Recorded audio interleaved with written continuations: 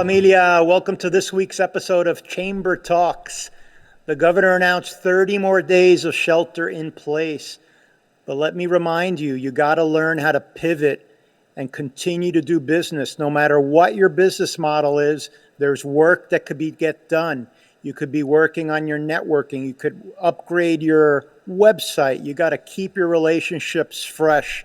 We have some success stories here today. We have some tips, how to have better webcast, how to improve when you reopen, how do you clean your facility, how do you let your customers know it's safe to visit you.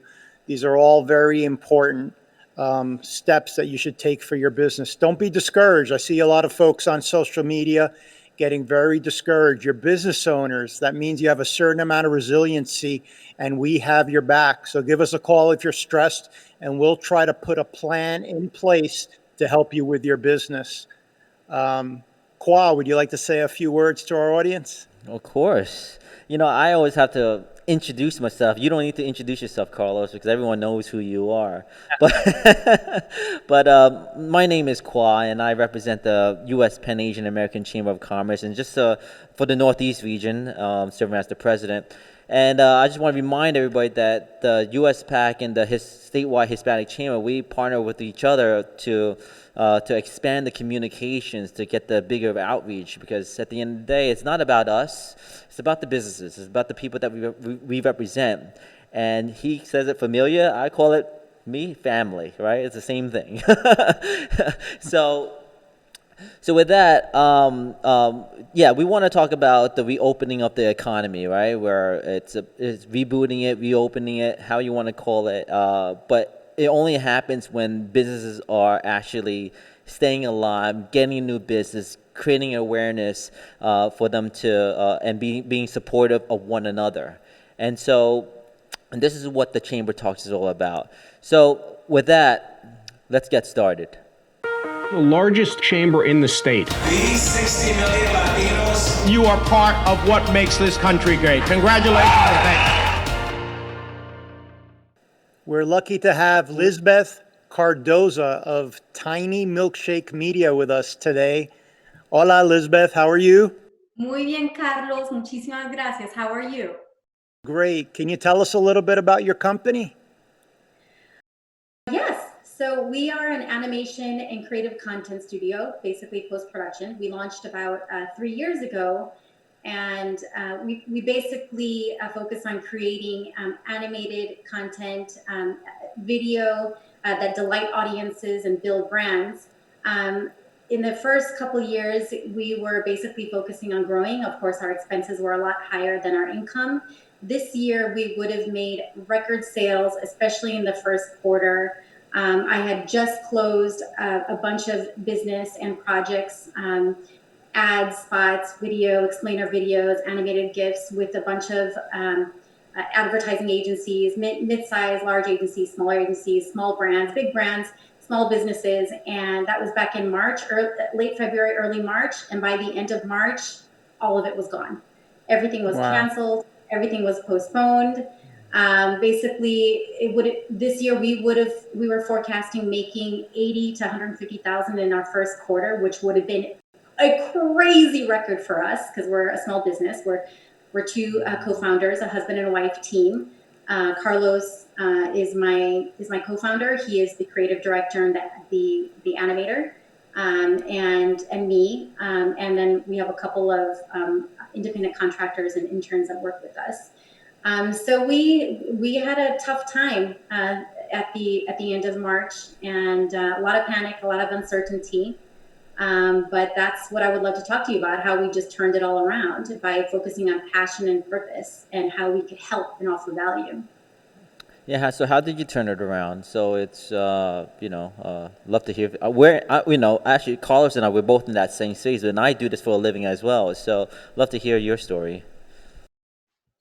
Yeah. So the first couple of weeks we were in total panic and uncertainty. We were just trying to gain our bearings about what the heck is going on. What are we going to do? Video shoots, obviously, because of social distancing and quarantine, video shoots and productions were completely canceled. There was nothing that we could do. But we're like, but wait a second, we're an animation studio. we can just focus on animation. I mean, animation is video. We create animated video. And basically, one of the things that we decided to focus on is basically, okay, we can't make PPE, we can't make masks, but we wanted to help. We wanted to do something where we were giving back and at least helping smaller businesses that had it far worse than us, especially the ones who have a lot of foot traffic, restaurants, cafes, bakeries, small stores. And we decided to launch an animated logo giveaway for small businesses who have been impacted or hit by COVID-19. Great idea. Yeah, an animated logo reveal. And since we launched it about 3 weeks ago, it's actually been amazing. And it's been an opportunity for one to provide services for these small businesses who probably, obviously, probably at this time can't afford it because they don't have any budget for marketing. They've cut all their marketing, they've cut all their costs. But the one thing, as a marketer myself, the one thing that all businesses really should be focusing on, even though you're cutting your cost, if there's some way you can do it, and you can do it sometimes for free. You just have to be innovative about it, but you have to market. You have to continue to market. You have to continue to create content or create marketing strategies that continue to engage your customers and your audience. So that's one of the reasons why we decided to launch this animated logo giveaway for any small businesses that were impacted by COVID-19. But there was another thing that I did as well for the first couple of weeks after COVID-19. Can I talk to you about that? Yeah, absolutely. Sure, please. Okay, so obviously I since I'm the CEO and the other co-founder of Tiny Milkshake Media, I was in a total panic and trying to figure out what are we going to do about funding, where are we going to get money to continue our business. And I started to think I cannot be the only person or the only woman in content who feels this way, this complete sense of uncertainty and panic and fear. And I decided to write a quick post and basically ask other women in content on 3 or 4 different Facebook groups on Facebook if they would be open to me hosting a woman in content virtual happy hour for creating a safe space for us to come together to talk about our current challenges around coronavirus, how we're coping with it, support each other, encourage each other, and basically help each other get through this difficult time. And I literally thought I would probably have like about 15 or 20 responses. I ended up with over 300 responses. I was floored.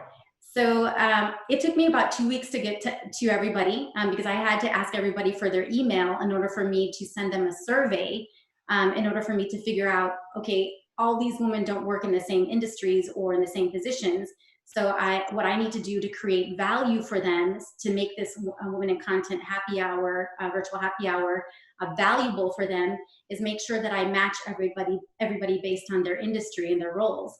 So I did that, and I've been running one happy hour for Latinas in content for the last 4 weeks, and it's been an incredible sight to see because at every single happy hour that I've been hosting, there always have been the right women who connect, who are able to give each other advice, another woman who's further along in their journey, who can help the other woman, who are now collaborating together, which is precisely the whole point, or the whole reason I wanted to do this in the first place, to find a way for us to support each other and thrive together.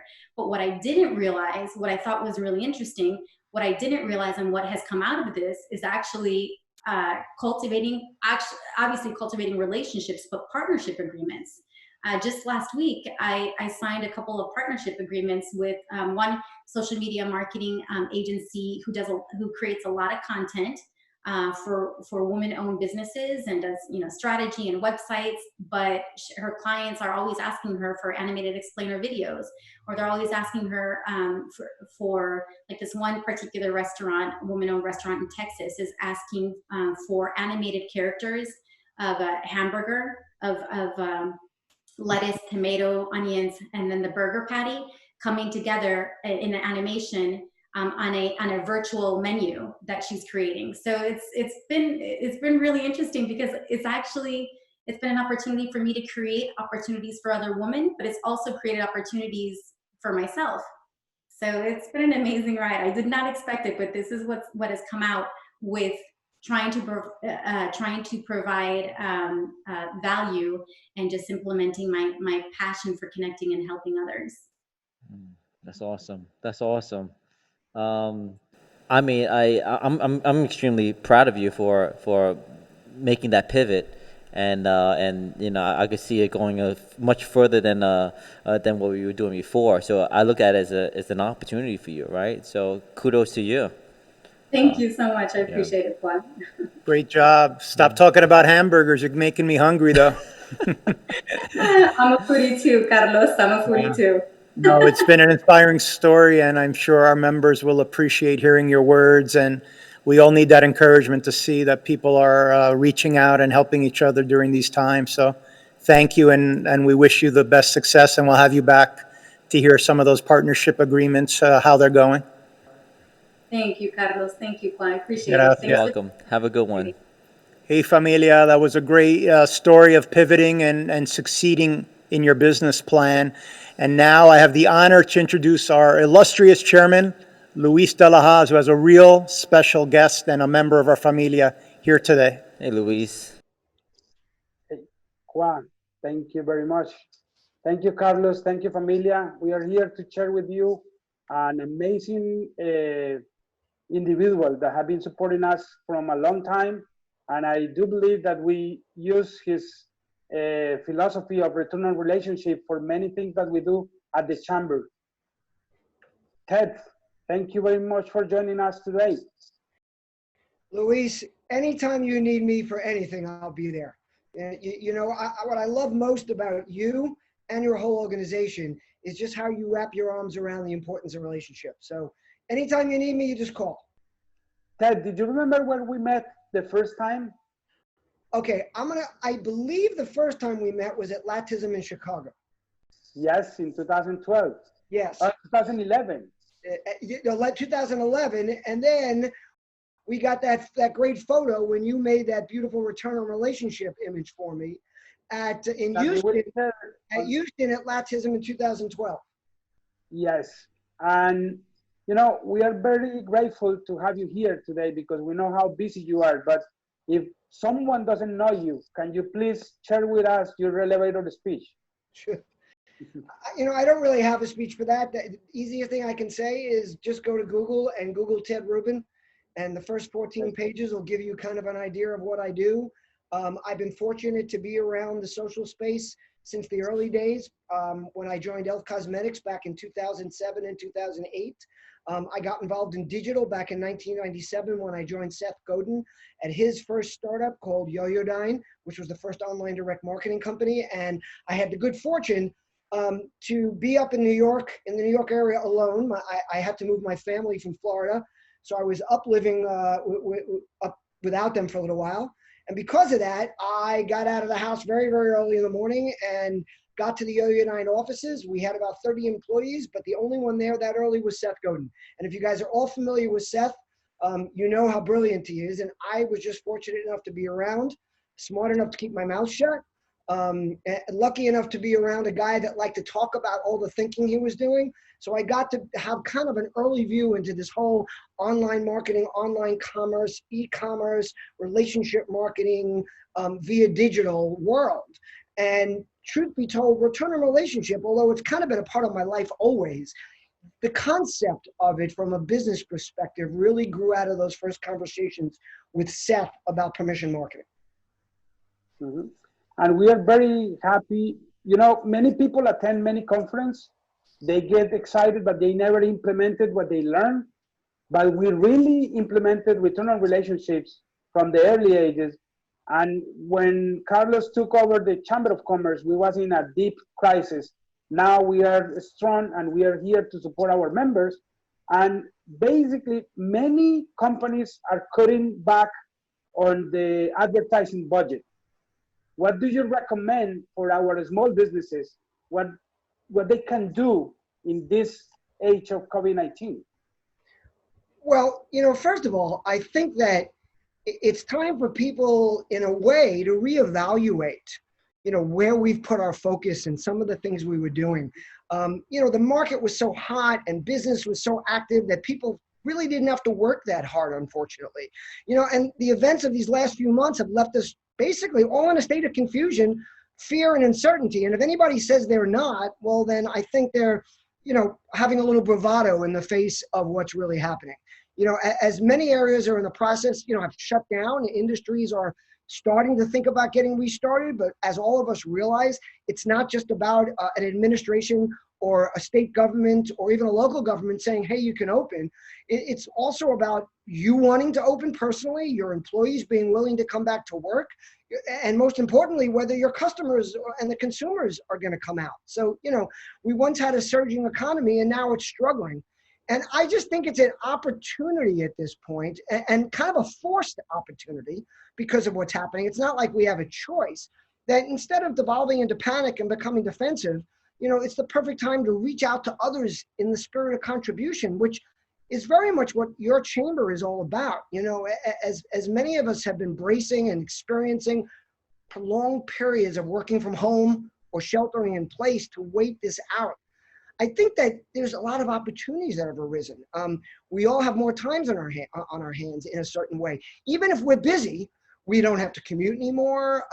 We're not walking necessarily into an office and having to make small talk in that office. We can reevaluate how we want to use that time.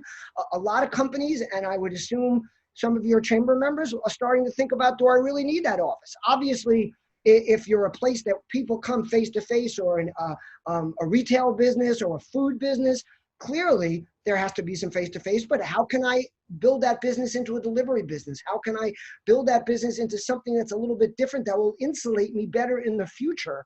And not only insulate me, but give me addition. Let's say everything does go back to normal one day. I don't think it will, at least not in the short term, or not in the next few years, because I think things are going to change a lot. But give me other avenues of revenue, or give me money savings. I'll tell you right now, I'm partners in a business in Raleigh called Photify, and we're letting our office go as soon as the lease is up, because we found we don't need it.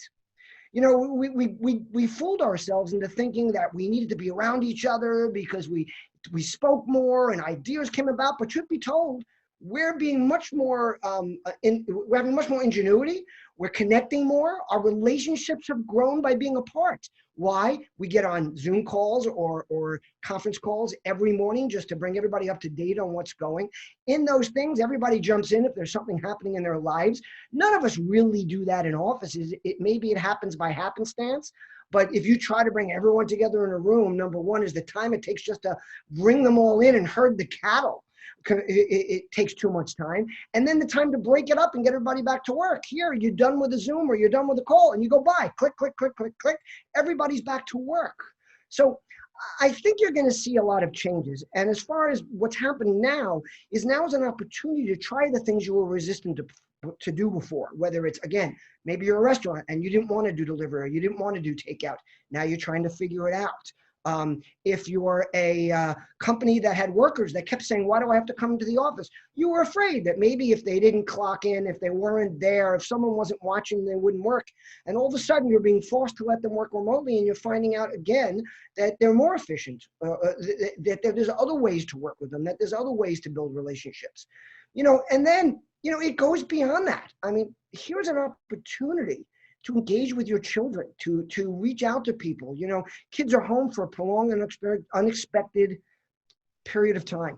Use that time to plan things, come up with ideas, talk to your friends. If you don't have kids, I'm calling my friends with kids all the time, and I go, hey man, I got an idea. A whole bunch of my friends, their kids have started businesses. And most of them based around helping the community. How can we deliver something to make somebody's day?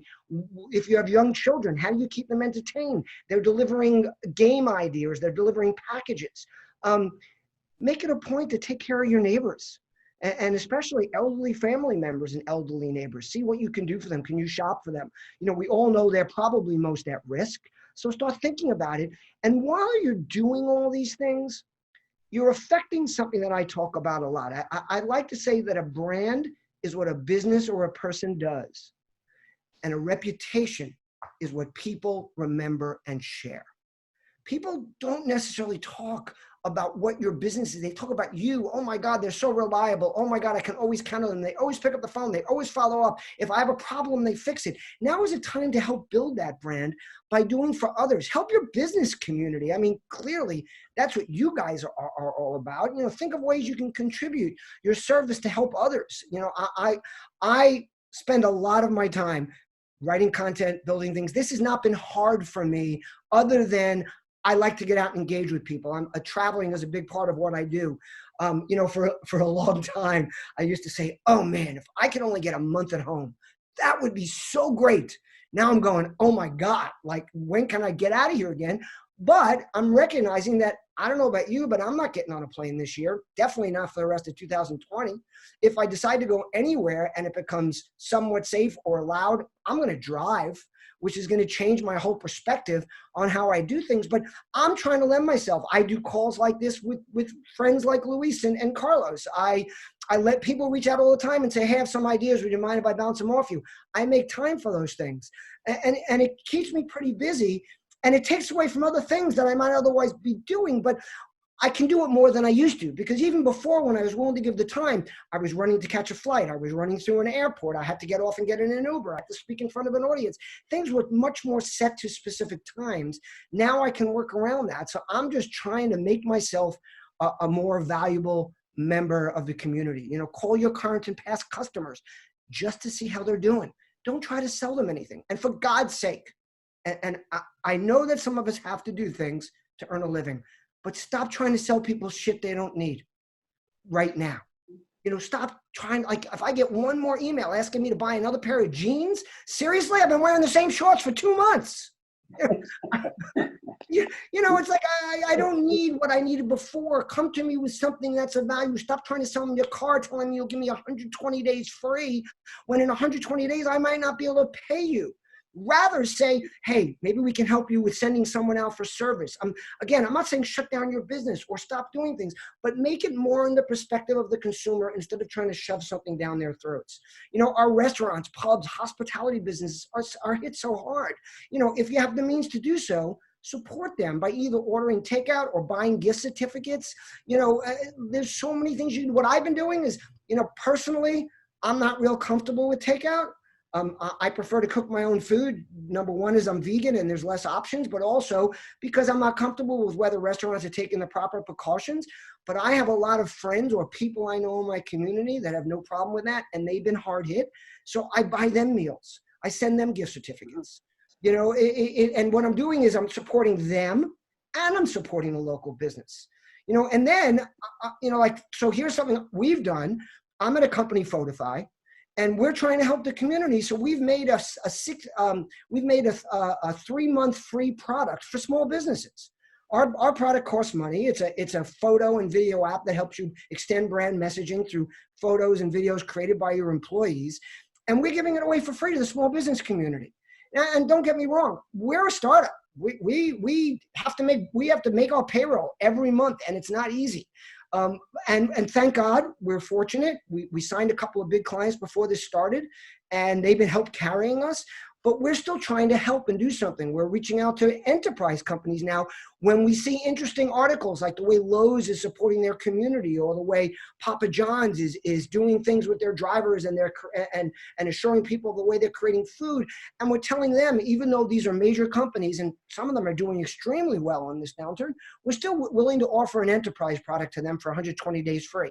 Yes, part of that is getting them to use our product, but there's no strings attached. 120 days, 120 people max, because these are people with tens of thousands of customers. And then they can just let it go. But what we're talking about is help them with their reopening, with the messaging they have to do about the safety precautions they're taking, or what they're doing for their employees, you know, how they're going to reopen their stores. These are all things that everybody can do. And then to get a little personal, improve yourself. There are so many valuable online learning and workout resources. Get in shape, stay in shape. You know, educate yourself during this time. My business partner, John Andrews, likes to say that every year for the last 10 years on his New Year's resolutions has been learn Spanish. Well, guess what? He's finally doing it. I mean, and then the last thing I just want to, in this vein, because I'm happy to answer any other questions, the last thing I want to say is don't forget about you. because too many of us are forgetting about us ourselves, whether it's because we're children or we have elderly parents, or because we're parents of younger children, or because we have a business that we're struggling to keep up. But the most important is to take care of yourself, because it's hard to help others unless you feed your own soul. So take time to do this. Are we running out of time? Thank you very much. Well, we really appreciate your time. I want to summarize that you have a phrase that I really like, that is say that network give you outreach, but community give you power. Yes. And I think that the power of our chamber have been in the community that we are able to build since the financial crisis or through the after Sandy. And now we are giving back as much as we can, because we was able to build those relationships before the crisis.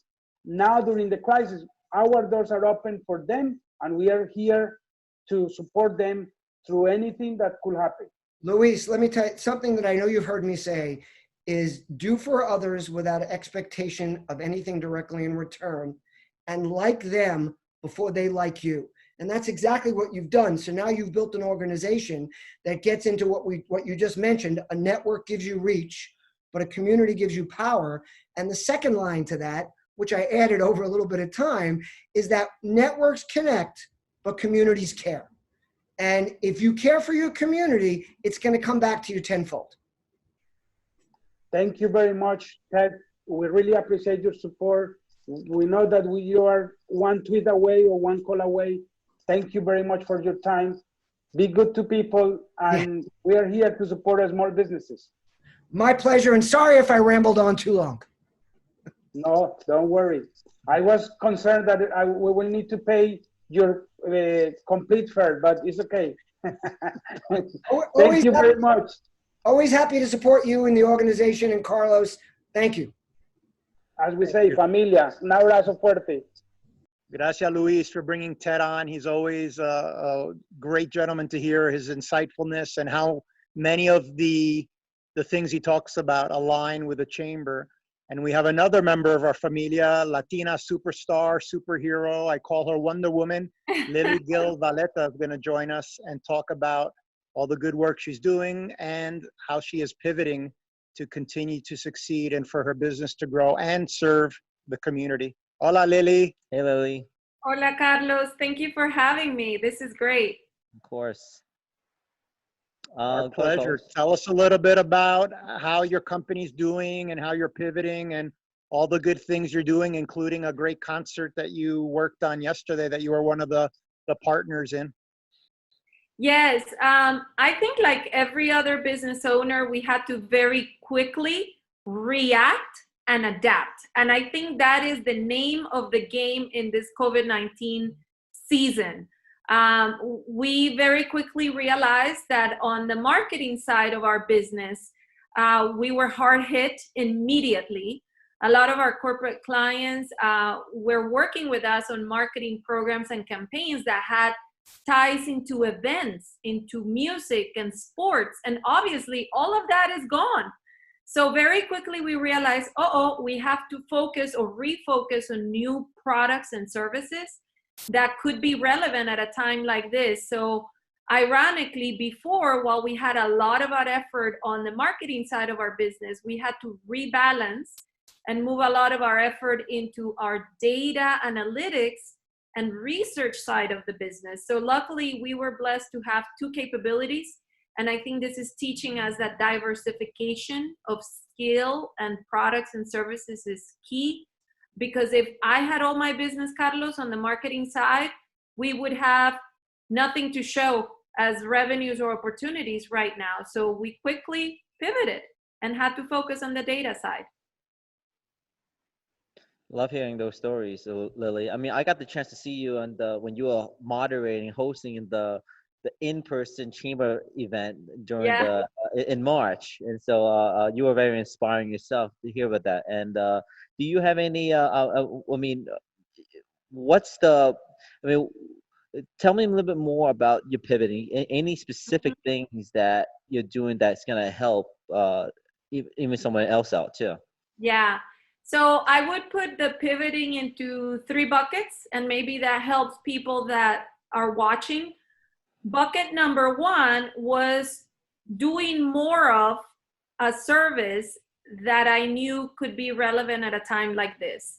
So in my case, like I just described, instead of putting, so to speak, all my eggs in the basket of marketing, we put it refocused on the data and market research side because that was what was needed at a time like this. So that was number one.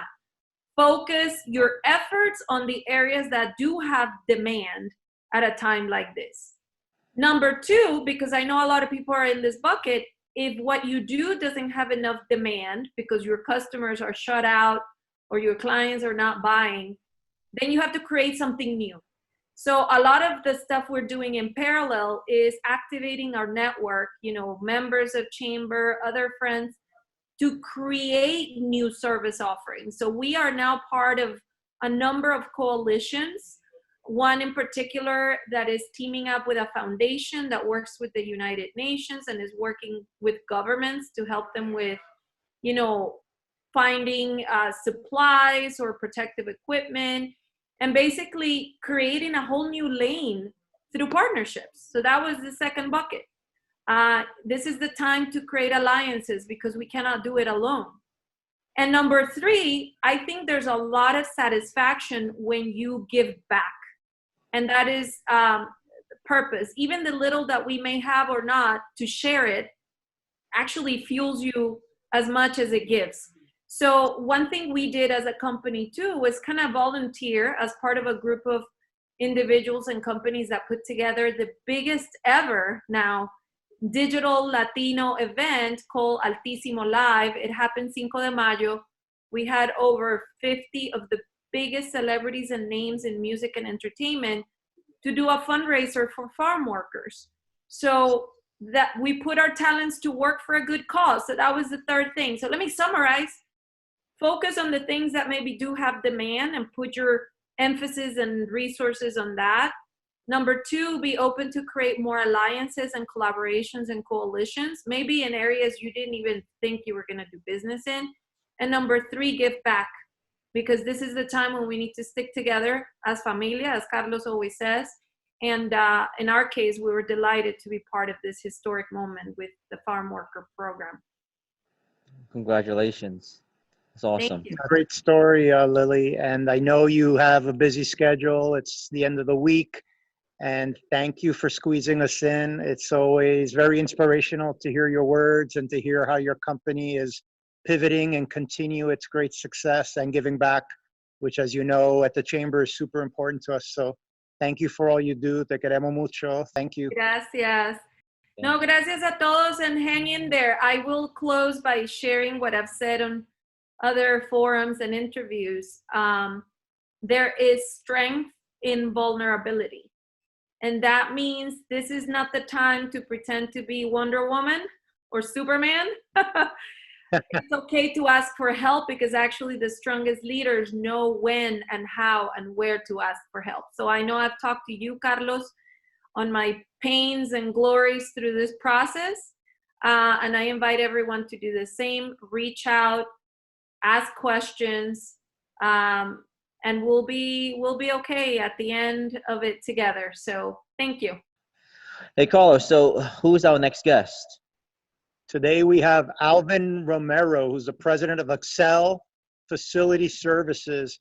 It's important that we start putting our plan of reopening in place. So what better person than Alvin, who could talk about the job he does currently for companies and what he could do for your company, or what tips he recommends for keeping a sanitary and clean environment so your customers feel very comfortable coming to your facility, to your restaurant, and to your place of business. Hola, Alvin. How are you today? Good. Hey, Carlos. Hey, Kwa. Thank you for having me here. Thank you for the opportunity to be part of this segment. And Carlos, thank you for everything you do for us, for the community, and for your service. You're an amazing resource to the community.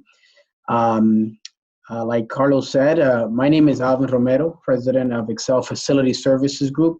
We're a multi-state janitorial service company. We provide commercial cleaning services throughout 7 different states. to different types of industries, such as restaurants, commercial Class A buildings, industrial facilities, financial institutions, retail stores, a number of locations that we service throughout the course of the East Coast. We currently, right now, Excel has a division with retail, because we do handle a lot of retailers. We are currently speaking with them, with our existing clients, in regards to a reopening. That's just one small area that Excel has been impacted in. But in any case, we were discussing with some of our clients that have suspended services because they have their employees working remotely from home. We started discussing with them already plans and how to reopen and create a safe and healthy environment for their employees. No matter what industry it is, restaurant, real estate office, insurance company, business, whatever business you may own, business owners are going to have to take careful consideration and tailored programs in order to be able to create that, right? So I'll give you an example. We were in a conference call last week with one of our commercial Class A clients, where it's considering in reopening their facility. They employ around 400 employees in their facility, and our tips to them and our recommendation, it's obviously opening in phases, kind of like what everybody's talking about. And three different phases that I'll talk to you briefly about. It's proper planning, preparing, and revamping, really. So under proper planning, we have to analyze, and in this case, we should be analyzing your floor plans. How much space do you have in between your cubicles, and exactly how much space are you going to be able to separate these cubicles from in order to continue practicing the social distancing. Part of planning as well is, are we going to turn on the light switch? If you have 400 employees in your facility, are you just going to turn on the light switch and have 400 employees in your facility? The very next day, maybe not. So we're probably looking at or opening with skeleton crews, half a rotating crew. So you have a remote crew still working out at home, and you still have some crews working in the office. However, the plan is created, it needs to be able to enable us business owners to gradually increase the number of employee count that is entering the facility. So that's part of the proper planning phase. The preparing, and under the preparing phase, we're discussing with them a deep cleaning prior to having anyone in the facility. And a deep cleaning, when I'm talking about deep cleaning, we're not speaking about your standard vacuuming or garbage disposal or damp mop sweeping. We're talking about going in there, disinfecting high-touch surfaces such as doorknobs, dispensers, high-touch surfaces, buttons on elevators, and things for that matter. So there needs to be a proper plan in place as it relates to your deep cleaning that you're going to want to do, whether that be for your restaurant, because even though restaurants are open, they're not open for dining.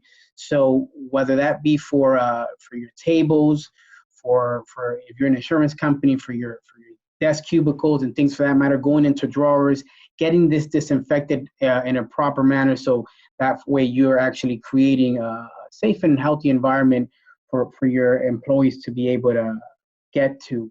One of the other things that we're suggesting under the preparing phase is ensuring that they're purchasing, and even though it's high demand, and even vendors like us, we're having situations and hiccups reaching them, but ensuring that we're placing hand sanitizing stations in high traffic areas, common areas, restrooms, break rooms, things for that matter, simply because it gives the employees a sense of feeling that, wow, anywhere I could go to where there's a high traffic area, I can actually have access to hand sanitizer. We're currently right now, we're also speaking to them about revamping. In the revamping phase, cleaning vendors like us and many others, we work off of SLAs, service level agreements, or scope of works, however you want to call them. And in these scope of works, we're pretty much working based on frequencies of different tasks in different areas that the client is requesting. So in the event that we have an area that's being cleaned 3 times a week, we're currently now implementing into our scopes of work and SLAs a revamp of the frequency in the SLA. So instead of it now being 3 times a week, now it's going to be 5 times a week, and in some cases 7 times a week, depending on the client and the number of services that we're providing for this client. We're also discussing about under the revamp phase, your restroom upgrades, touchless technology, touchless equipment such as touchless dispensers, where you don't have to manually dispense for hand towels, or even automatic air blow dryers that some facilities still do not have. So we're in that topic right now with a lot of our customers. But what it really is going to come down to, Carlos and Kwa, is business owners, building managers, property managers. We're going to have to enter a procurement and financial consideration where we actually allocate funds for additional services, the level of services that we're going to have to start laying out in our facilities, and also new technology, like I mentioned, such as touchless technologies or automatic doors. That way, we're not being exposed, and we're not having so much touch points and being exposed to any type of virus that may be out there. You know, it's crazy how drastic the business has changed for you, and I'm sure it's just an amazing opportunity as well, from a safety standpoint. And I would never have thought of those things that you were mentioning, and so that kind of just blew my mind away on that. Yeah, so. yeah. The cleaning industry it has taken a different direction. Since this has been going on. Prior to this, it's always been a very productive industry. We've been very busy. Excel has been we've been very fortunate to be working with high portfolio clients. We have a lot of good clients under our portfolio. But after this, I mean, we're in high demand, and we're limited resources because in reality, there's a lot of folks that are frantic to even leaving their homes right now. But we're happy to be able to be a part of this reopening phase with clients that are actually right now in the reopening phases of trying to reopen, whether it be end of month or beginning of next month, and things for that matter. Well, good luck to you. Thank you. Thank you. Thanks. That was really informational, and we'll be in touch, because hopefully we'll still have things like our gala, and we'll have to have a lot of space and a lot of dispensers and maybe white glove, and we'll make it a masquerade, right, Alvin? Absolutely. Absolutely. Well, you've been a great resource, and we'll be sending a lot of business your way as people call us for their reopening plans. Sounds good. Well, definitely, you guys can reach me. You guys know where to reach me, and our website is I'm sure you guys have our website posted. So right on the screen, yep. Right on your screen. Yep. Awesome. Any services you guys may need, we're definitely here. We're based out of Nutley, New Jersey, but we're currently right now in 7 states, and we're doing this day in, day out. So looking forward to staying busy. Awesome. Great. Congratulations, and talk soon. Thanks for being on the show. Have a good one. Take care. Have a good one. Hey, caller, so who's our last guest? Yeah, you've been waiting for Emmy Award-winning director Peter Troost, who is a lighting expert. So he's going to be able to talk about what a lot of us are doing, right? We're working from home, we're using remote technologies, and sometimes it's $100 investment on a webcam that could really up your game. It could be a microphone, it could be lighting. Peter's actually recommended some lighting for for my office because I'm doing various projects that need lighting. So those little edges that you have over your competitors to connect with your clients are very important. So Pete, thanks for joining us today. We worked on the images project for some episodes, so that's where I got to meet you. And thanks for giving your time. I know you're busy and your time's valuable, so thanks for joining Chamber Talks to talk with us today. Oh, no problem at all. No problem. It's great to be here.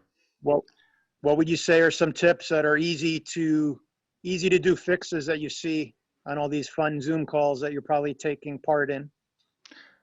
Well, and I'm getting a lot of phone calls from people who are on the air. We have a lot of on-air talent from local PBS, and they're asking me, how do I look, and then how do I sound?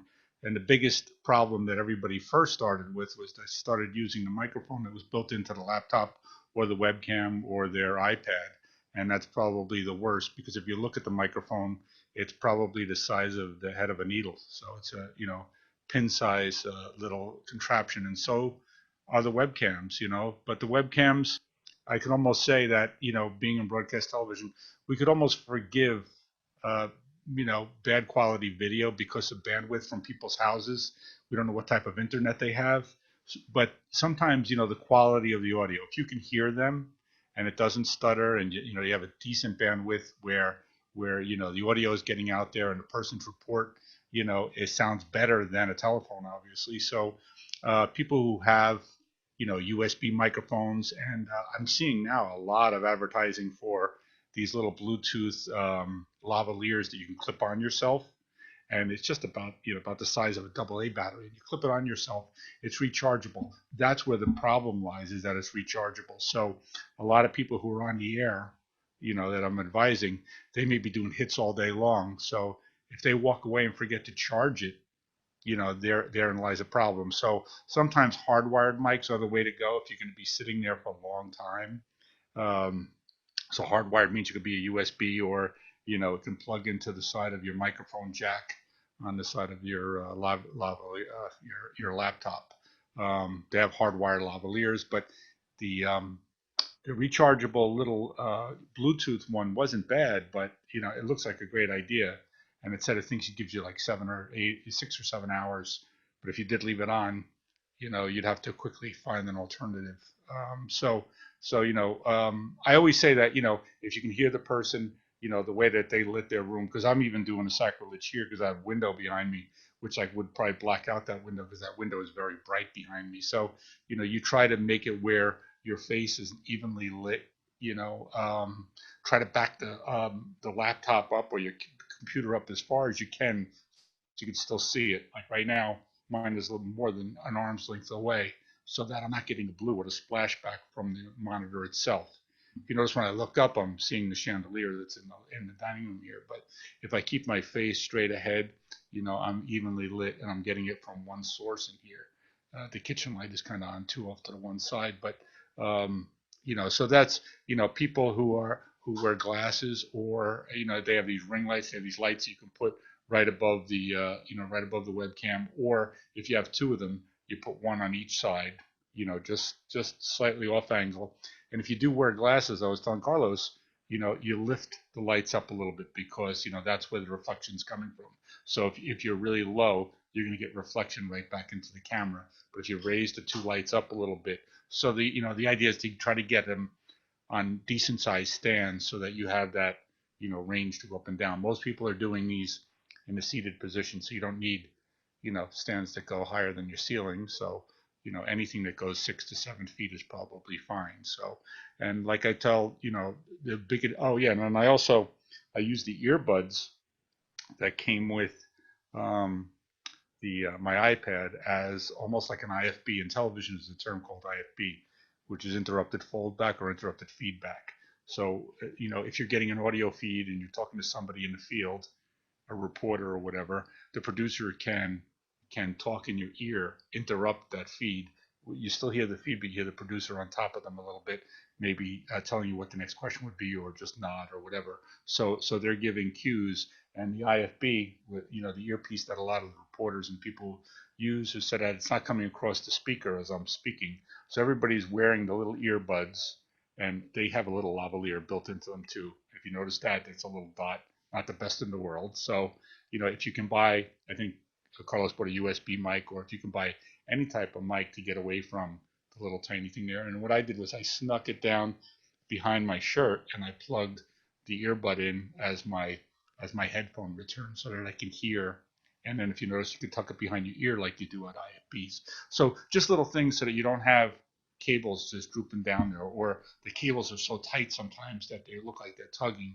And you're finding that even professionals at home are making that mistake. You're finding on news programs, on the entertainment programs, they'll be speaking, and you're saying, "Wow, that must be the camera, the laptop mic." I call it the camera mic too, because camera mics are usually hollow because they're usually further back from the subject. So the closer you can get the microphone to yourself, the better off you are. And I was also telling Carlos that, every microphone has a pickup pattern. Usually this, if it's not what's called an omnidirectional where it picks up all around, but most vocal microphones that singers sing into have a mushroom pickup pattern. So it doesn't need to be right in the middle of your face. It can be off to one side. And if you ever noticed the people on radio, Howard Stern, or if you watch some of the radio, they have it on a little sling, and it's usually off to one side, so it doesn't have to, you don't have to totally talk right into it, because sometimes that will distort or make the P's pop and everything. So a lot of people need to learn to back off the microphone too. You don't have to, like we say in music, chew the microphone. You don't have to eat it, unless you want to. Maybe that's what you're into. So I mean, this what I'm doing right now. little yes, you are. I see that. Who recommended, and I went on Best Buy, but I think this was $120, but Yeah. it's been a lifesaver, the quality. And I have it set on a half moon, I guess, or a half circle is the setting. So it's only picking up here. So if somebody in front of my computer were to be walking, you wouldn't hear it as deep as the sound that it's picking up this way. Another thing is that another problem when it comes to sound is it's also the technology that you're using. You can't control some of them, like Zoom. They got this noise canceling thing, and you got two people talking at the exact same time. It cancels them out, and then all of a sudden it's just disruptive, right? And then they obviously throttle your bandwidth down, so you don't have a good connection. They not only do they take your video quality down, they also take the audio quality down, which is bad too. And so there's certain things that you can control, but absolutely, I totally agree what you said too. Is that but you know what? I think one of the problems is that it's so, even though it could be a USB going right into your computer or setting up a light, it might be too much technology for them still. They don't understand how to place it. There's still a technique around how to do that. And so do you have any like go-to guides, or what's the easiest way for someone just to up their game around plug and play? Yes, as a matter of fact, I do. I teach video production classes too, so I always tell the students, like, obviously there's automatic gain controls for the audio. So if you can't control the gain because your computer is taking over and it's pumping, it's making it louder or whatever, so back it off a little bit. It doesn't have to be, like I said, on top of you. And the same thing with backgrounds. If you can keep backgrounds pretty simple. I saw on one of the big news networks an interview with somebody who was pretty high up in the administration, in the United States, and he tried to put a fireplace behind them crackling. And what happens is that because bandwidth and compression, which is how video and audio is sent across all these platforms like Zoom, GoToMeeting, and WebEx, if you make it too complicated back there, the camera wants to keep trying to rebuild whatever the complication that you're putting back there. So I could see that the camera was trying to focus on the flame, so he started to tile and really lost like the compression that he was sending out, probably just a normal house bandwidth, home bandwidth. So if you can keep it simple, like we always said about years ago, keep it simple, stupid kiss, right? So keep the backgrounds relatively simple. Don't try to, some people try to put a monitor on, and monitor could be on with your logo, but as long as it's not animated, if it's moving, because then the camera and your home compression is trying to build that. And is it really that important? Like I said, I think the most important thing is the audio, because we used to say to higher ups, because I did a lot of industrials and I worked in education, professors or the CEO of a company, can you have a little video production a little video introduction at the beginning? Then can the rest just be voice over PowerPoint? do we really need to see you? What is the reason that we need to see you? Obviously, on television, they want to see them because they want to put everybody in their little boxes and across the screen. But for some presentations and for some meetings, it's hello, you can say something and then maybe move over to the PowerPoint and do a voice over the PowerPoint. And then every once in a while, if you want to cut back to yourself. So sometimes, that will limit, the amount of bandwidth and tiling and blocking and even the hesitations and the loss of quality, loss of audio, that I think sometimes people need to think, why do they need to see me, right? And sometimes when I'm doing my class, I'll cut to the PowerPoint for a while because they don't need to see me anymore. I'll have the PowerPoint full screen and I'll change the slides and I'll just voice it over for them. I mean, I could have voiced it over and probably left the room. They wouldn't even know because sometimes I say hello. I'll call on one of them to see if they're all paying attention now because people doing this stuff from home and they'll shut their cameras off. You can see that they're still there, but how much attention are they paying? So you give them a surprise attack, like, "Are you listening, Carlos?" And you see if Carlos responds right away. But yeah, no, it's if you just keep it simple, because you don't have control over microphones and things like that. If somebody says you're distorted, you really can't go in and but you can back the microphone away from you. Especially if it's a lavalier, you can lower it. If it's a table mic like I'm using, back it away a little bit, because these microphones are they're pretty sensitive and they don't have to be on top. It's just that, like I said, the quality of the microphone.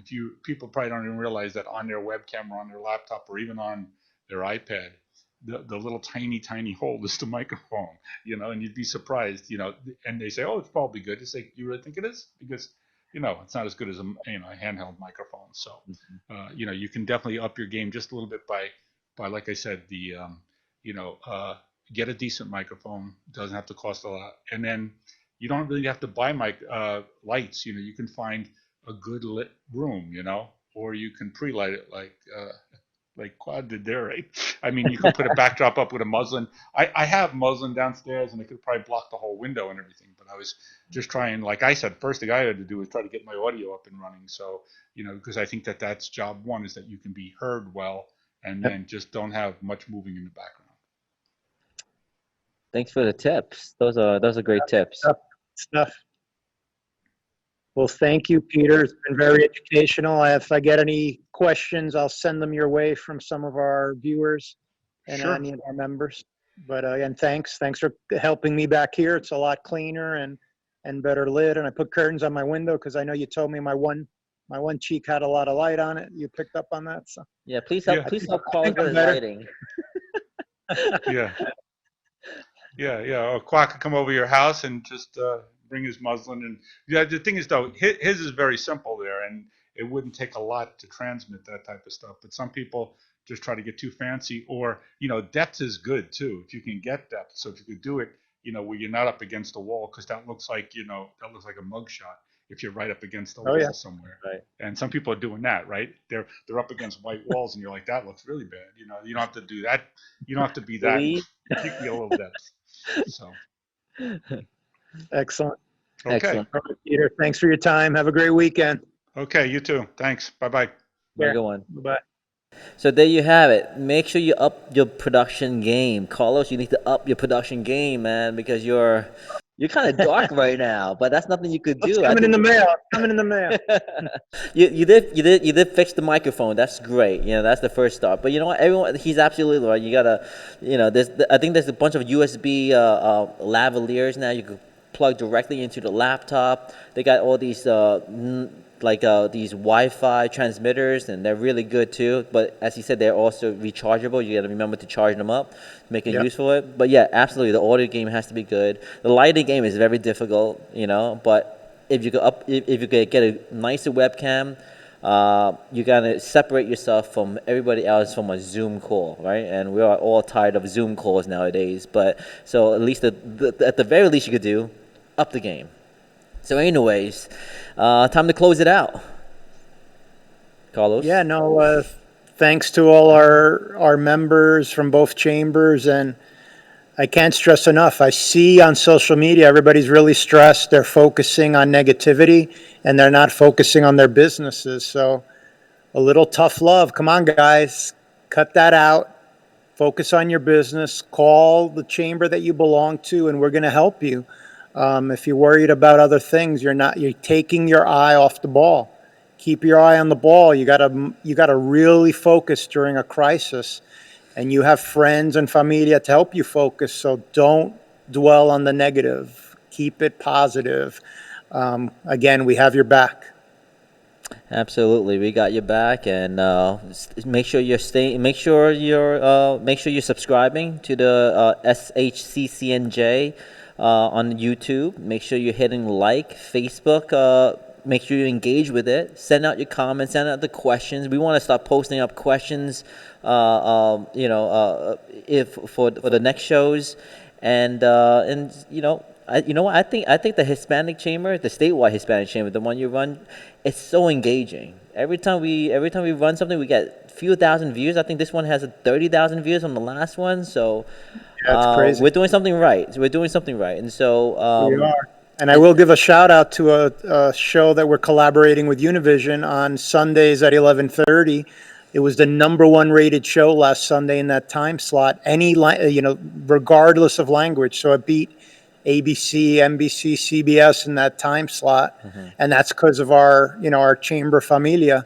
So remember, on Sundays we'll probably do something on Facebook to do like a little watch party, because a lot of folks are not in the New York tri-state area, so they won't get that channel. So my friends in Miami, my friends in Colombia, you could watch. Just tune into Facebook. And again, I think we had 3,000 people tune in and view the Univision feed on Sunday.